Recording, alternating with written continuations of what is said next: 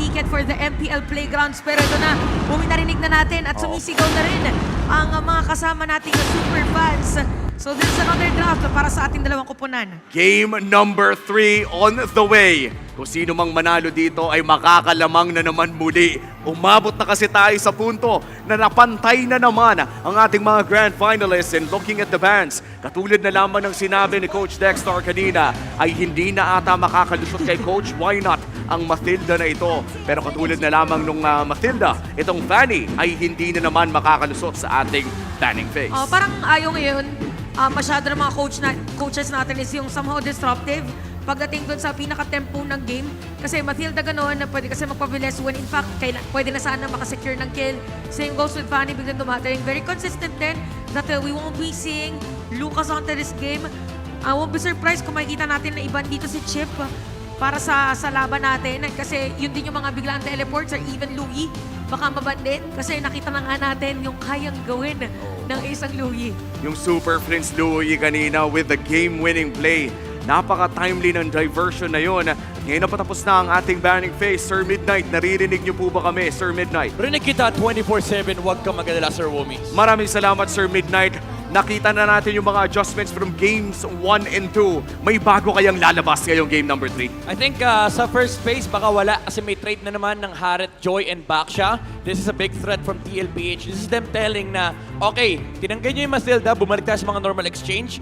Although madayad na ngayon yung red side, no? Kasi parang na-figure out na ng mga teams dito yung advantage ng having a red 3, na pineflex yung Baksha up until the end. Tapos pwede kang mag-divert from a utility jungle to assassin. Pero with that Mathilda loss, they're kind of forced into a situation where if you play the Fredrin, you have to commit for that Fredrin. If you play the Baksha, beneficial to sa red side kasi pwede mong i-flex hanggang dulo. Tulad ng ginawa ng Onyx Philippines kanina na bigla silang nag-pivot into the Ling. So, TLPH, tinanggal nila yung Baksha kasi baka makuha yan ng Onyx Philippines and lugi sila sa trade since wala nga yung Mathilda. And Joy is now open for King Kong to take. Hoy, isa si Joy sa mga pinaka-gustong laruin ni King Kong or historically speaking, isa sa mga dikit na sa pangalan ng The Beast na si King Kong. Pero tignan natin kung first pick nga ba nila yun. The Kalea is already banned on the side of TLPH. Parang nagtataka na tuloy ako, ano ba yung first pick worthy kung Onyx Philippines ka? Maganda rin yung Joy para sa kanila kasi if ever, open pa naman yung mga gold laner na heroes. Kung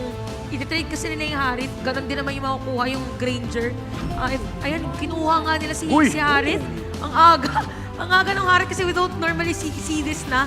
Simula nagkaroon tayo ng patch update, so ganun din ka-confident yung side ng Onyx, or probably because since 2 picks nga yung side ng TLPH, gusto nila sila may upper hand na hindi masyadong pinapakita yung mga flex heroes para sa yung sa second slot nila tsaka sa fourth slot ng pick, flex hero siya. Back-to-back Harith games para dito kay Kelra. Game 2 MVP as well. Night Mid, kapag binigyan ka ng first pick Harith, ano bang mensahe yung pinapadala ng Onyx Philippines dito? This is comfort pick for Onyx Philippines. No? This is them telling na hindi mo pwede kunin yung Harith o Heb, and also maganda yung group ni Kelra with the Harith. Pero TLPH, ganda nung sagot. It's the Joy and the Chip. Typically, yung mga teams, ang sagot dito is yung Granger and Phobius, sulod na nabanggit ni Chantel. But for now, Onyx Philippines, siguro ang minamataan nila dito is again yung commitment. Yung commitment dito sa utility role with the Louie na naman wala kay Super Prince. Pero ito ang daming shields sa game na to baka may threat na naman ng Esmeralda for both sides. Let's see if mag-Esmeralda dito si Sanford ng maaga. As you said, may shield si Louie, may shield yung Harith. Pero may isa akong inaabangan din na nanggaling sana kay Super Prince. Yung sinasagot ng mga ibang team sa Harith, yung Veil na inuultihan ng yung Zaman Force. Oo nga pala, pwedeng gamitin dito. Tapos meron pa silang chip. So just in case diba chip teleport, tapos sagutin lang nila agad nung crowd control. Pero I think for TLPG dito, Granger, typical, parang kinuha lang muna nila yung upper hand na yung usual priority picks na Joy and Chip. So Granger dito, para hindi muna sila nagbibigay ng information kung ano yung kukuhanin now. For Onyx naman, pwede nilang i-draft or i-ban rather sa draft nila is Badang, Mga XP room. mga XP Roam, yung mga flex heroes na pwede mong ilipat on other lanes. Parang saktong-sakto pala yung stats ng Onyx Philippines, no? Parehas flex picks yung pwede nating makita. And I'd like to think na itong Fred rin na to ay considered pa rin naman ang flex pick. Pero mukhang patapos na ang ating banning phase. Midnight, rinig ko yung tawa mo hanggang dito. Ano bang ine-expect mong lumabas sa ating banning and last picking phase? I think yung Hilda or the Gatot for both sides. Pwede rin yung, I'd honestly say yung CC for, for your TLPH na makuha. So, pwedeng ibanto ng Onyx. Oh, Okay. Respeto lang kay Kirk. Minsan alam mo, pag nasa ganitong state ng tournament ka, no, mas kailangan mong respetuhin yung player rather than the meta. Kasi si Kirk minsan, pag wala talaga siyang pake, pag maganda yung edit game, ipipick niya kahit maganda yung CC, kahit maganda yung mga Hilda, ready siya to pivot into his comfort picks anytime. And yan naman ang signature ng Onyx. At historically speaking, ang ganda talaga ng mga Edith performances ni Kirk. I think even in his time in Minana Evos, isa yun sa mga talagang inaabangan kapag naglalaro siya on that lineup. And now that we're looking at the final ban mula sa Onyx Philippines, naghahanap pa nga ng mid lane and XP laner ang side ng TLPH. Sabi ni Midnight kanina yung Hilda, that might just be a ban. Pero mukhang ang tatanggalin nila ay yung Phobios na nilaro ni Sanford from game number 1. feeling ko dahil tinatanggal na rin dito yung side ng yung mga XP laners, there's a high chance na pwede pang i-shift dito yung Fred rin if ever man na magiging maganda dun sa magiging mage ng side ng TLPH. Definitely, pwede silang kumuha dito ng Farsa. Could be an option for them. Anything that can slow also. Paramis nga ay pwede din. Uy. Just in case para talagang deadly pagka bigla silang magpo-portal or bigla silang lalabas. But it's gonna be glue na nakukuhanin nila. Ngayon, Khalid actually ay okay din for Onyx. Parang maganda siya for crowd control kasi parang ang concept mo dito, sasalubungin mo agad yung mga lalabas na heroes from TLPH. Oo, tsaka added engage din na mumula sa isang Khalid if ever yun nga yung lalabas for Onyx Philippines. But you're right, I feel like kailangan ng engage ng Onyx Philippines dito. Hindi pwede na aasa lamang sa Fred rin na magtoton sa harap. At alam naman natin na alam ni Brusco kung paano maglaro ng mga pwedeng mag-setup na rin. Midnight, ano bang ina-expect nating lumabas dito sa Onyx Philippines and maybe the response as well for TLPH? Maybe Hylos CC for Onyx Philippines. Either Hylos CC or Hylos Gatot. Could be flex on both roles. Kailangan nila ng protection sa may front line. Mid shield against the Granger and also good heroes against the Joy. Pero, oy! Ay! Grabe yung crowd control. Actually, maganda siya against the Granger and even Joy, yung Tigreal. Tapos kung sino man yung parang yung Benedetta dito na pick ng Onyx, medyo mahirapan ka na for TLPH kung bibigyan mo ba ng stationary na burst hero. Kasi sinabi natin maganda sana yung Farsa din dito for them. Paramis si Even. Maganda yung Benedetta against the Paramis. Actually, kontrapelo sila. But with Noe Sanji, parang kaya naman niya i-pull off anything. So Farsa pa rin yung kukuhanin. Parang nagiging comfort pick na nga dito ni Sanji ang Farsa. At nakita na nga natin ang kanyang performances kahapon. Looking to replicate that as we enter game number 3. Exciting stuff here for Onyx Philippines. I think this is one of the very few instances na makikita natin maglalaro ng Benedetta si Kirk. Huling beses na napanood natin ang Benedetta ay napunta ito sa kamay ni Flap TZ using a somewhat tank build na bumabawas pa rin naman. Ang tanong, anong klaseng Benedetta ang ilalabas ng Onyx Philippines with a Fredrin jungle on their hands? This is game number 3. Dito natin malalaman kung ano nga ba yung magiging galaw ng Onyx Philippines after securing a momentous Game 2 victory. Magtutuloy-tuloy na ba ang kanilang momentum o puputulin na naman ba ito ng TLPH? Kung ako ang tatanungin, gusto kong makakita ng sagutan dito sa dalawang teams natin. It's the Grand Finals with a sold-out Champions Arena. Makikita na natin ang Game 3, kaya wag na nating patagalin pa. Casters, pasok!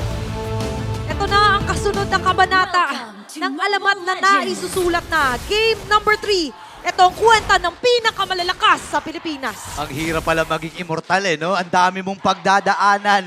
Susuot ka sa mga maliliit at masisikip na eskinita at kung saan-saan pa.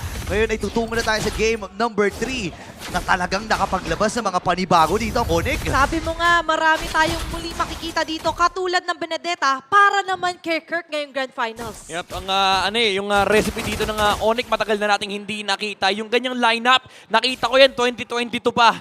Ngayon 2025 na nagbabalik pa rin sila. Halos 3 taon, Midnight.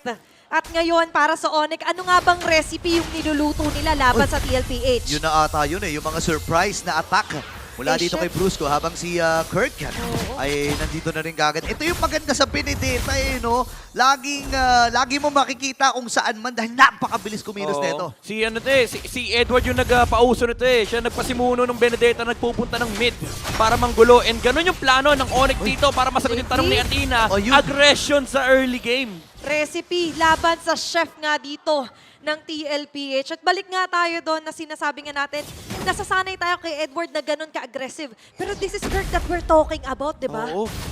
Bagong Ay. Kirk. New Iba- chapter.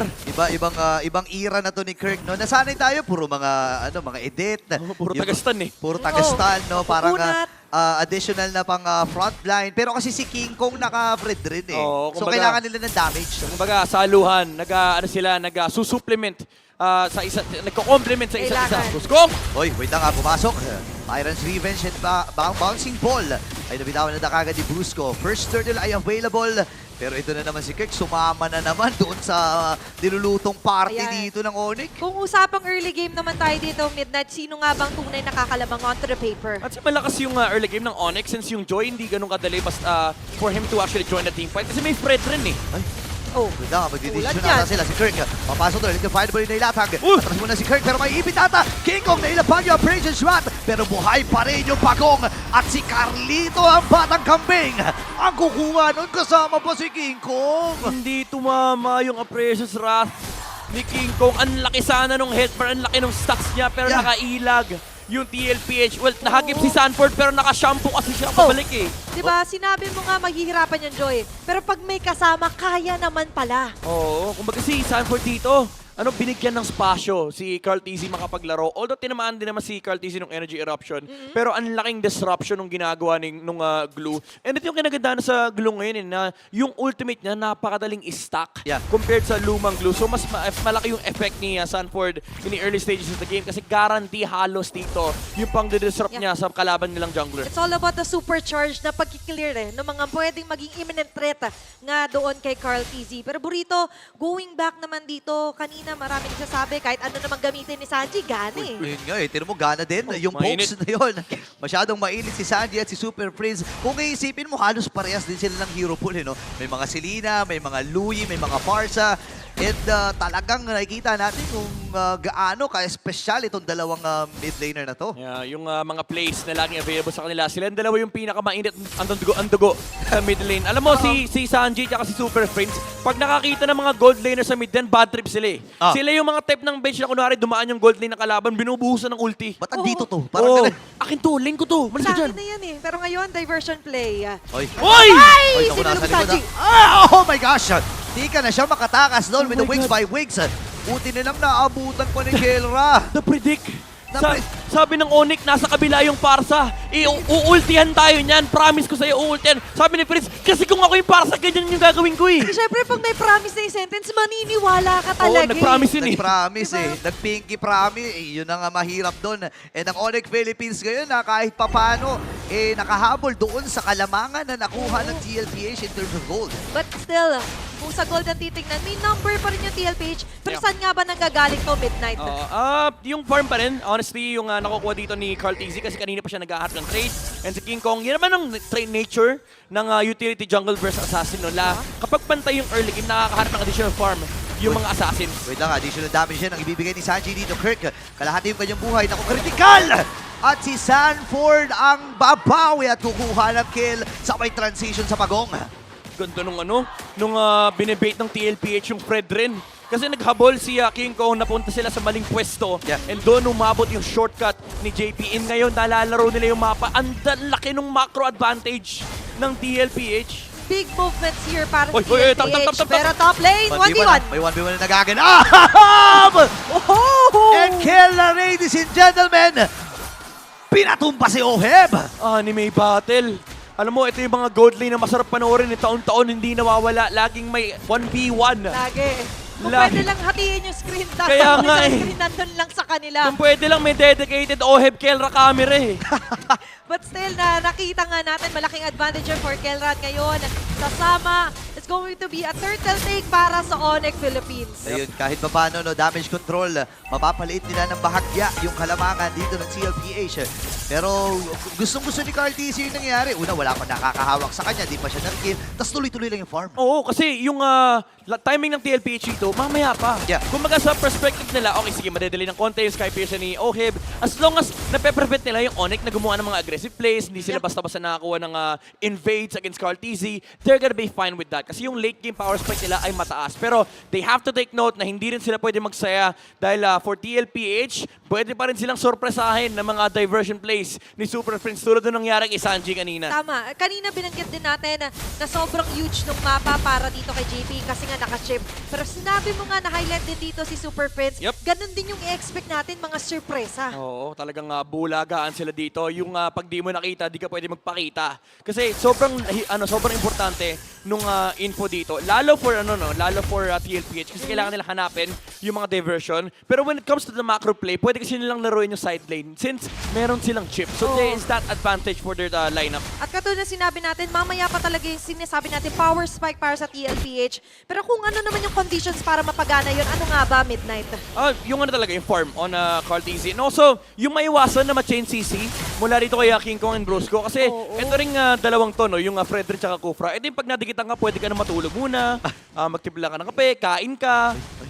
Ayan na. Ay, naku po! Siya na nga nahuli, Sanford.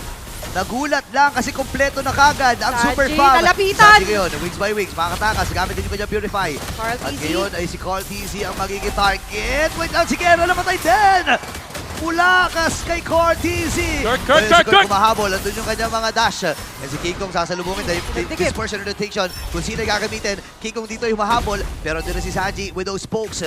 Makakasurvive pa rin si ang Onyx Philippines dito. Pero si Carlito ay magre-recall na. Naabot niya si Oheb doon, Midnight. Oo, maganda na kaso napasama pa. Pero Kelra. for Onyx naman, at least nakakuha sila ng pagong. Yep, si Kelra nga indeed yung namatay. So kahit paano mas-slow down PNPH yung laro ng Onyx dito. Although hindi naman ganun kasama kasi nakakuha pa rin ng neutral objective yung Onyx Philippines. Yeah, pero grabe no, ang daming pang-chase. You mentioned nga, ang hirap din ng buhay doon nila Sanji. Yeah. Na after the Purify, after the Wings by Wings, sobrang vulnerable niya. Si Sanford literal, timpla muna ng kape. Kasi imagine mo yung glue, kaya nilang bigyan ng ganun-ganun lang. Oo, napakakunat niyan. Ang daming way para makasurvive.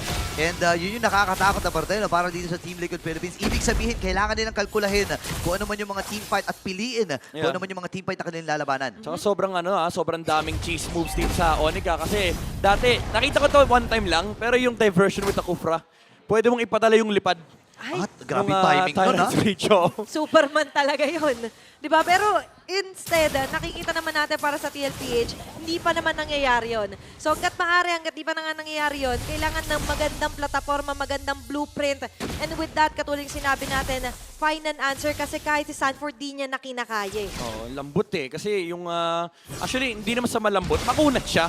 Pero yung 6 seconds kang ika-crowd control, literal di ka makapindot. Kasi yung Energy Eruption, yung Tyrant's Rage, Tyrant's Revenge, tapos may sundot pa mula kay Frederick, may Petrify pa yung Benedetta. Yun yung literal pag nahuli ka, talagang huwag ka na umasa, nagagalo ka pa. Ako, speaking of nahuli, ano Ay, pag nabili? pinakot! Shortcut! Pero nagtulong-tulong dito ang Onyx Philippines para patumbayin ang dalawa. Ngayon ay si Sanford ay nasama na rin. Pero hindi pa tapos si Kirk, hahabol pa rin. Oheb dito, ilalapag yun ng final blow. Tumakas niya yung Petrify, pero masyado ata malalim.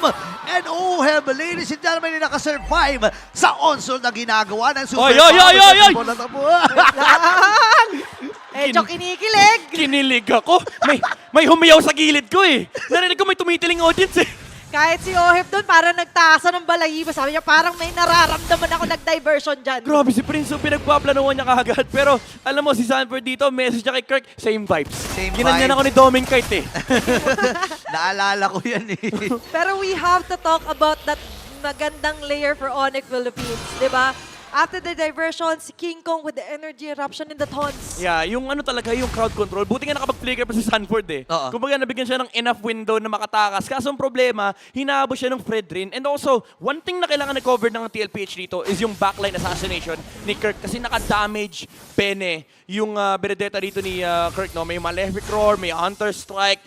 I think Endless Battle pa nga yung gusto niyang bilhin dito para at least pagkatapos ng Electrifying Blow, may true damage na lalabas. And also, kahit nakikita natin lumalamang yung Onyx sa magaganda flashy na teamfights, yung number hindi na i-eliminate dito sa TLPH. Pansin nyo, laging nasa Oo. kanilang lead kahit hundreds pa lang yan. Yun nga eh. Ibig sabihin, sobrang tindi talaga ng respeto na magkabilang kupunan nito. Tsaka kung titignan mo, 9 pa lang yung total kills. Sa dami ng mga nangyayari, sa dami ng mga bakpakan, Oo. talagang Oo. Oy, oy, oy, oy. kalkulado Oo. nila to. Nakahati ang atensyon natin. Bandang baba, Cart Easy umaatake Kirker pero dito sa may Lord. Ayan na, nakuha na, nakapas, sumabay. Pero na yun ang magiging Sanford! Si Sanji ngayon ang magiging target. Naku po! Oh! Paya mo pa rin. Hipan mo. Ngayon naman ay bubuhay pa rin. Itong si Sanford. King Pero Kong. si Kiko ay sumalubong. Diversion Pinalit. play. And ang taktika mula rito sa Super Fam ay hindi nga, wala na silang huli. Pero si Ohe may nakabawi din at nakakuha ng kid. Pwede Kaya pa? dito yung batang kambing. Pumasok dun sa tore. Pero aatras na rin. Rumispeto muna si Cartesi at napakaganda nun. Grabe. Na, nag-decide yung Onyx na iniwan na nila kasi hindi na ganun kaganda yung team fight.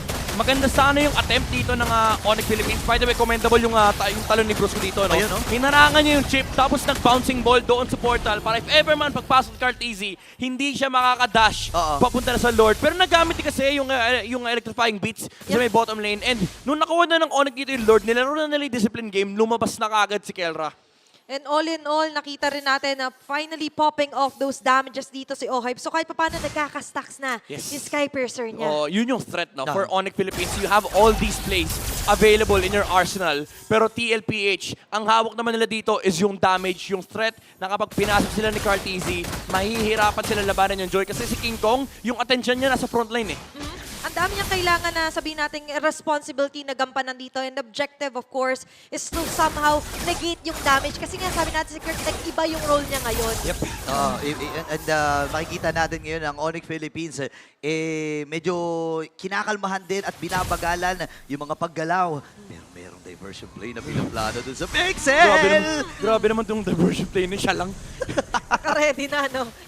May kinabahan na anong play to? Tapos Oo bigla nga siya eh. lang muna. Kasi, ang ganda, alam mo yung ginagawa ng Onyx, yung nilalaro nila yung kita ng kalaban, nagpakita yung tatlo eh. So sabi ng TLPH, okay, may tatlo dito. So itong bush na to, pwede nating kunin. If may maglakad ng paharap doon, tinamaan ng duality, alam mo na kasunod nun eh. Dash ng Fredrin, energy eruption, matatalo na ni Brusco. So nandun yung nandun yung mind games. Mula kay Super Friends. Oo, wala talaga. Hindi sila scared na malaman agad yung next move. Kasi Oo. yun yung parte ng plano nila. Exactly. Pinipredict nila sa parang may call yan nila, pakita ka. Tapos may TP na, di nakita yung tatlo. So sa perspective ni Sanford, pwede ko nga angatan ng konti. Kasi tatlo yung kita ko, di naman ito yung papatay sa akin. It's bigla akong maduduality. Tama. Napakahirap na no. Tsaka ngayon ang Team Liquid Philippines, kinikontrol na nila at hinahawakan na paunti-unti no, ginagapang na nila yung mga bush kasi alam nila na yung threat no, Kailangan. naman nanggagaling kay Super Prince eh. Plus, ito yung kanina nga sinabi natin nung nagkaroon ng 1v1 si Kirk at Carl Easy sa baba. Yung threat ng portal si JP sobrang laking bagay na ngayon. Especially nung Oo nga. pagpasok ni Carl, sumasayaw na siya eh. Oo, kumaga may electrifying bits eh. Ang problema lang nila dito is kahit mag-refresh yung dance ni Carl no, from the Temporal Rain, may bouncing ball na nakaharang doon sa portal. So it's still gonna be an execution battle between these two teams. Pero in terms of execution, Onyx, supposedly lamang sila sa Lord na to kasi hawak na yung slow push taas. And speaking of the Lord, ngayon ay sakto. Patutunugin lamang. Pwedeng i-reset pa rin naman to ni King Kong. Especially na hindi pa rin naman reveal dito yung posisyon nila Carl at Easy. Speaking of which, bandang taas, kiniklear lang ni Kirk.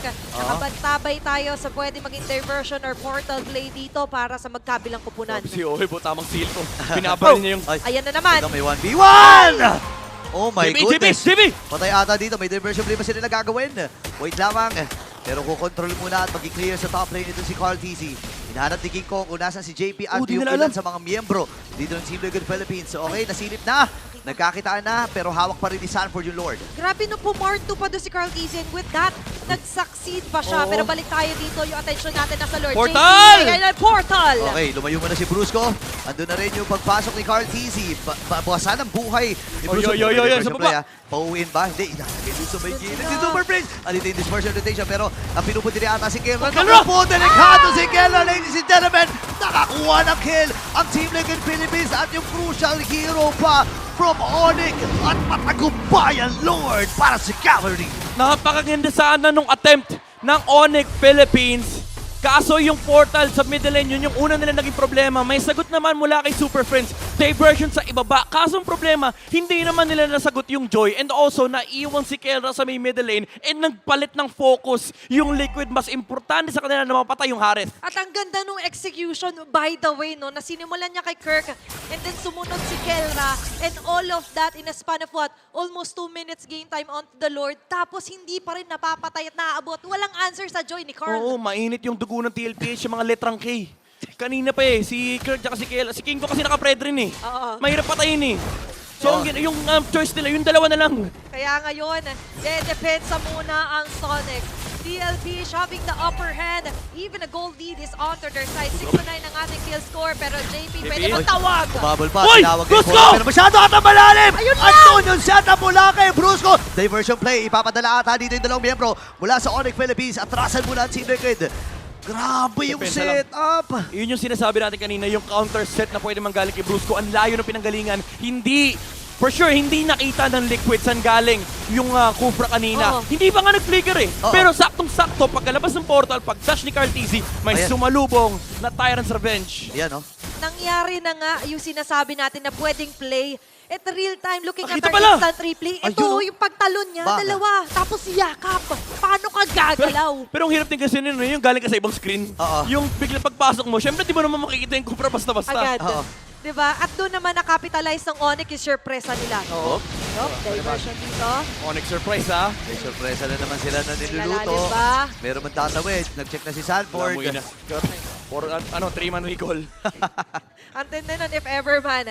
But still, commendable yung ginawa doon ni Brusco. That is exactly how we imagined na pwede ngang maabot tong Joy na to. May ano kasi, may sagot, may counterplay, pero medyo malupit kasi yung execution. Alam mo yung kailangan sobrang galing mong player, pero alam mo naman Filipino players, magagaling talaga. Tama. Pero ang nakakatawa kasi sa game na to, never nag-exceed ng 2K gold lead. Sobrang dikit Oo nga nung eh. laban natin. Kung kanina may lead yung TLPH ngayon, bumalik na naman sa hundreds at mahahawakan to ng Onyx Philippines. Nag-isang Lord na yung nakuha nila at ngayon in less than a minute Oo. magre-respond yung pangatlo. Looking at the total damage dealt naman, nangunguna dyan si Kelra. Yeah, pero ang kailangan i-highlight dito na humahabol na yung damage ni Carl Tizzy. Kanina yung mga electrifying bits, yung mga burst damage siya, pinapabayaan niya pa yung mga target na kailangan niyang lumabas kasi baka makontrol siya ng Fredrin. And now, yung duration na yun, baka enough yun. Kunwari yung 2 putok lang makapatay na siya ng importanteng target sa backside. Kaya naman ang ginawa ni Super Friends dito, bumili ng concentrated energy para meron siyang additional sustain, additional HP, and also yung dami ng kasa niya ng first skill ay talagang magiging enough para masustain niya yung sarili niya. It's all about the dispersion and rotation kasi mamaya sa kanya. Yeah. Yung vacuum plays niya, pwede talaga maging game changer dito. Pero for TLPH, Kita na. they're eyeing the Lord. Nakita nila nandito sila King Kong and Kelra. Nakatago pa si Brusco. If ever man, pwede ulit yung magandang execution ng kanyang yakap. JP? Okay, may portal na nakaabang, pero din yung Feathered Earth Strike! Pero si Carlito makakakuha, nakapatay na rin! And Sanford yung mamamatay, Super Prince ngayon. Ito yung Ronald mula sa Onyx Philippines. Atras muna si Sanji and si Oheb. Nag-ahabol ang Conceal. Super Farm.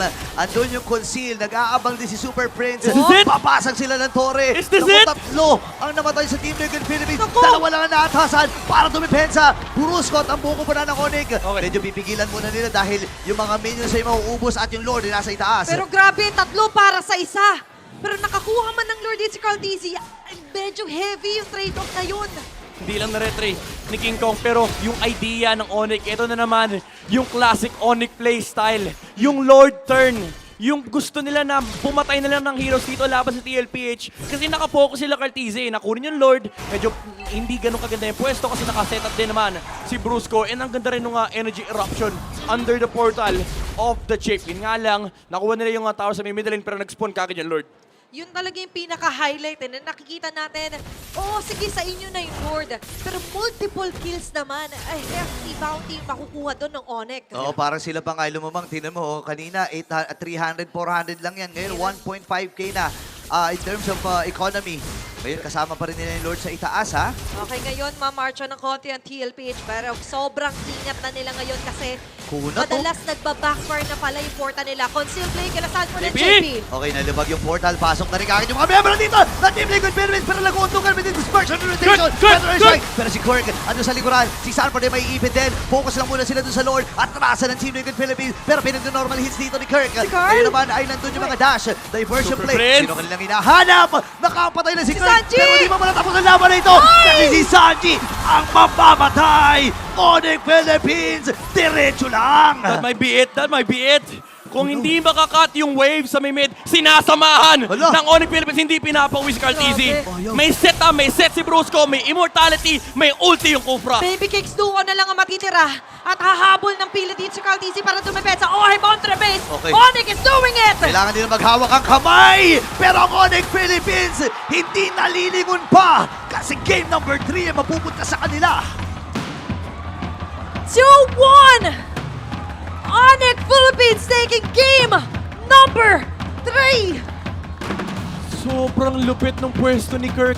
Ang lalim niya, nagtago siya, nakapag-set up siya ng counterplay against Sanji. Hindi nakapagluto si Chef. And hindi nakabawi yung Liquid. Siya yung ginisa-gisa doon nila Kirk. And with that, ngayon, tingnan natin kung ano nga ba mga napansin pa doon ng ating panelists. Umi and Chantel, kayo naman. Maraming salamat sa ating mga casters. Narito na nga tayo sa pagkalamang ng Onyx Philippines. Matapos nilang manalo sa ating game number 2, nag-back-to-back winning performances ang Onyx Philippines to take the lead in our best of 7 grand finals. Umi nga pala, kasama dito si Chantel. Chantel, what a game mula sa Onyx Philippines. Oo, sobrang ganda naging performance nila, lalong-lalo na ating MVP. Dito na si Kelra sa kanyang Harith again with 826 sa KDA. At napaka-crucial din sa mga na naging solo kill niya. Probably makita natin yan during the highlights. Even bought the Oracle pala para talagang mas maging matagal na siya pagdating sa teamfight because the sustain is gonna be there. Kill participation is 100%, taas ng damage dun sa turrets as compared to the previous game. Yung gold per minute medyo restricted dito kasi parang teamfight to teamfight na. That's it. Yan, nangyari sa kanila and the damage delta kada gold. So nagkaroon ng conversion for Kelra dito. Kitang-kita naman sa naging KDA niya. I gotta say, for Kelra here, very confident siya because of the entries na rin ni Kirk with the Benedetta damage. Yes, at grabe yung ginagawa ng Onyx Philippines na yung pagbibigay ng espasyo dito kay Kelra. And ang gusto ko dito sa ginawa ng Onyx Philippines ay kahit pa sabihin natin during the first 5 minutes of the game ay nagkakapalitan lang tayo sa objectives. I think during 5 minutes it was 1-1 in Turtles. Nakaisa ang TL at nakaisa din ang Onyx Philippines. Pero 2-0 si Kelra. Nakakuha siya ng maagang goal lead that also allowed him to perform better towards the mid-game fights. Nakita natin dito sa ating MVP highlights. Dinagdag pa natin dito yung ginagawa ni Super Friends pati ni JP. Binanggit mo kanina, no, Chantel, na karamihan ng ating mga napanood sa larong ito ay talagang labanan lang. And I think primarily ang naging rason niyan ay si JP at si Super Friends na paulit-ulit lang nating nakikita na sumusubok na magsimula ng mga team fights dahil halos pantay din lang yung nakikita nating power spike. It is nice to take note na by 11 minutes, tsaka pa lang tayo na nakakita na talagang pumapasok na sa Onyx Philippines yung favor ng larong ito. Oo, tsaka dito for Onyx Philippines din, ang dami mga moments for Brusco na parang nakaabang lang siya kung sino papasok, tsaka siya magbabouncing ball. And speaking of nakaabangan, this was a very crucial counter initiation from Brusco kasi pipilitin na nga TLPH around that time na sumira na yung inhibitor turret and probably makapanalo doon sa game. But because of that stop, nagkaroon sila ng opportunity around 18 minutes na manalo sa teamfight. Even yung last push dito ng TLPH supposedly ay napigilan pa. Nung time na yun, parang naging sacrificial na lang din si Sanford kasi hinayaan na. But there was the diversion play. Nahanap nila dito si Sanji and Sanji was very crucial for this defense sana, but it was just Oheb na nandun sa base nila. And yet another 20-minute game, Chantel. Games 1 and 2. Nakakita tayo ng 24-minute game, 22-minute game, at ngayon 21-minute game naman kung saan nakalamang na naman ang Onyx Philippines. Ang ganda nung pinakita nilang pagdepensa around the Lord pushes na nakita natin mula sa Team Liquid Philippines. I'd like to believe na kung naging successful yung pagpasok ng Team Liquid Philippines on their last engage on JP na sumubok gumawa ng play with the flicker shortcut, that would have been the game for Team Liquid Philippines. But sadly for them, I think nagulat sila sa damage ni Super Prince. No? Pagkalabas nila doon sa shortcut ay na-burst down agad si JP. That signaled Carl TZ to go back to the team. At nakita na nga natin, as you said, a sacrificial play coming in for Sanford. Pero ang talagang cherry on top para dito sa Onyx Philippines as we entered that mark ay yung diversion play Yep. ni Super Prince na napitas si Chef Sanji. And this is, I think, by far the most important aspect of this. Panalo na yung Onyx Philippines on that trade. Lamang na sila kahit hindi nila makuha si Sanji, but they found an even better play. Nung napitas nila si Sanji, nawalan ng wave clear yung TLPH nung tumagal yung larong ito. Oh, tsaka yung information lang nila na nahanap nila dito si Sanji was nagtatry siya mag-cut na minion wave doon sa may middle lane eh. Tapos na-delay pa nila si Carl TZ nung time na yon, or if I'm not mistaken si Oheb ay na-late din ng uwi kasi could have been a defense sana salubungin yung minion wave. But because of those setup plays na rin from Super Friends, siya naging best wingman para sa ating game. Si Sanford naman yung naging sandbag.